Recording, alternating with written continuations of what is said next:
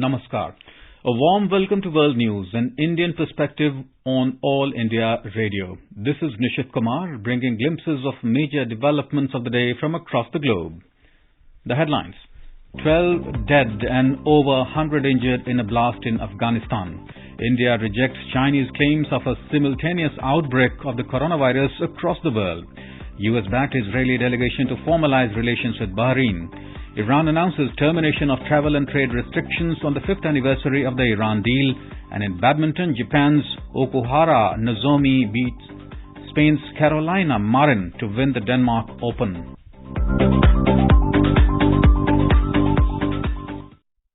At least 12 people were killed and over 100 wounded by a powerful explosion in Afghanistan on Sunday morning. The blast rocked outside a police office in Afghanistan's western Ghor province.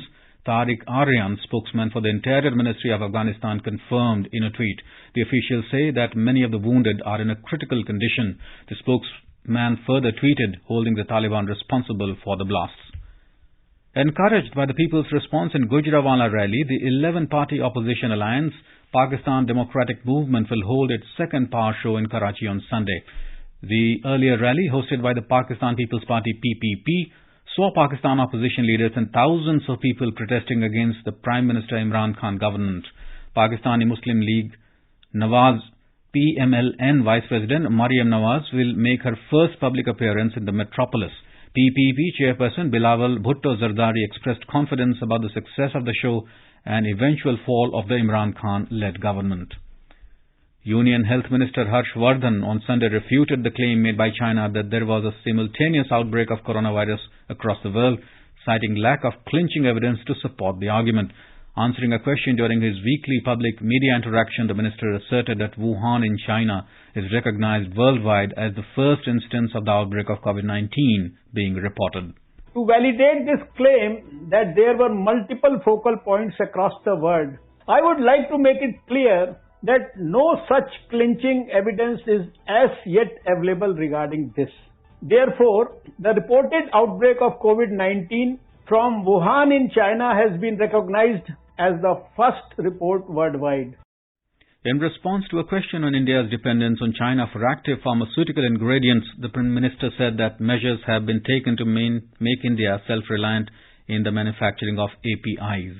The government has sanctioned the development of 3 mega bulk drug parks in India focused on manufacturing of 56 active pharmaceutical ingredients, APIs, which are essential for affordable healthcare. The government has also announced its intention to introduce a production-linked incentive scheme aimed to boost indigenous manufacturing of active pharmaceutical ingredients and key starting materials. All these measures will decrease our dependence on imported APIs and gradually make us self-reliant. Armenia and Azerbaijan accused each other on Sunday of violating a new humanitarian ceasefire and fighting over the mountain enclave of Nagorno-Karabakh hours after it was agreed. The Armenian defense minister said that Azeri army had fired twice during the night and used artillery, while the Azeri defense minister said that it was only taking retaliatory measures. In Thailand, hundreds of anti-government protesters defied ban and demonstrated in Bangkok on Sunday against Prime Minister Prayut Chan-o-cha and the monarchy. Demonstrations have persisted despite the arrest of dozens of protesters and their leaders, the use of water cannon and shutdowns on much of Bangkok's metro rail system in a bid to quell over 3 months of street action. The protests, which is taking place across Thailand, is spreading to other parts of the world, with solidarity protests being held or planned in Taiwan, Denmark, Sweden, France, and the United States and Canada. The flights between Bangladesh and India will resume from October 28 under the air bubble arrangement between the two countries.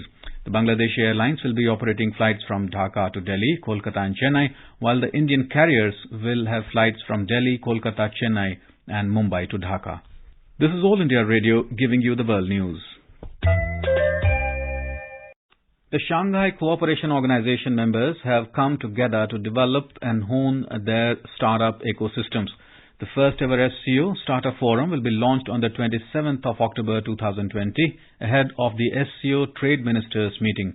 Prasar Bharati special correspondent Anshuman Mishra reports from preaching in a yoga event which saw a vibrant participation by officials of SCO.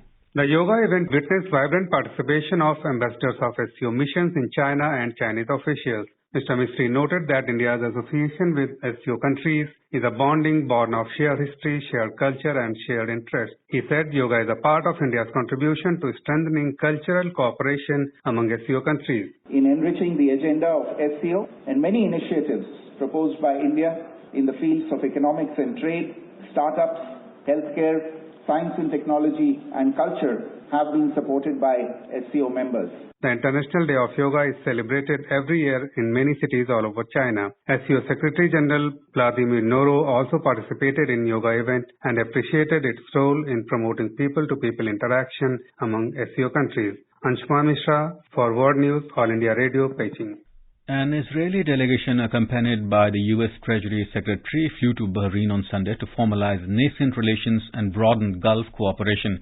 Bahrain followed the United Arab Emirates in agreeing last month to normalize ties with Israel, to the surprise of Palestinians who had demanded statehood before any such rapprochement.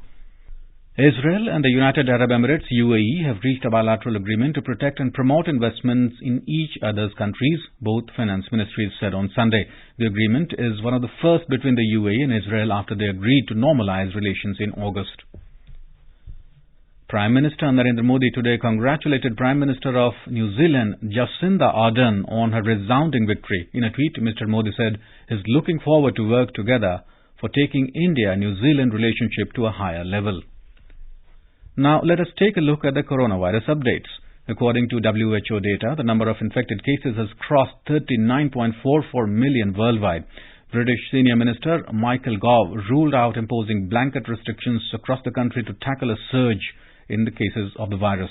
German President Frank-Walter Steinmeier has gone into quarantine after one of his bodyguards tested positive for COVID-19. Germany recorded the highest daily spike in new infections yesterday. India's COVID-19 recovery rate has crossed 88% and the case fatality rate is at 1.52%, which is one of the lowest globally. The Iranian mission to the United Nations announced the termination of travel and arms restrictions on Saturday. The restrictions imposed by UN Security Council Resolution 2231 stands terminated starting Sunday, which marks the 5th anniversary of the Joint Comprehensive Plan of Action JCPOA. States are now no longer required to seek in advance case-by-case approval by the Security Council to engage in certain activities described in the resolution. These include the supply, sale or transfer of arms or related material to and from Iran. The press release added that the travel restrictions on the individuals named in the 2231 list is also lifted. 58 people, including students, have been detained during unauthorized opposition protests across Belarus on Saturday, and Belarusian Interior Ministry spokeswoman said on Sunday. In addition, several dozen opposition supporters held a traditional women's march in Minsk. And moving on to sports, in badminton, Japan's Okuhara Nozomi defeated Olympic gold medalist Carolina Marin to clinch the Denmark Open. In football, and the English Premier League saw Manchester United beating Newcastle 4-1 at the St. James Park on Sunday.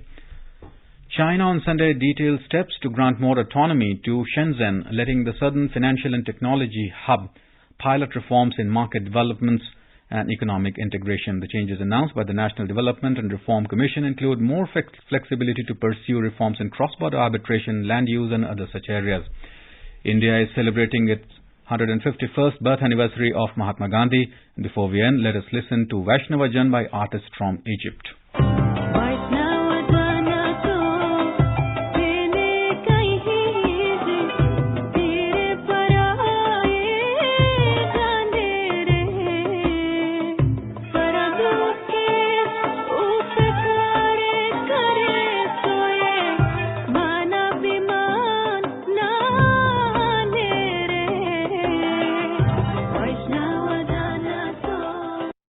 And with that, we end this bulletin. See you at the same time tomorrow with the next edition of World News.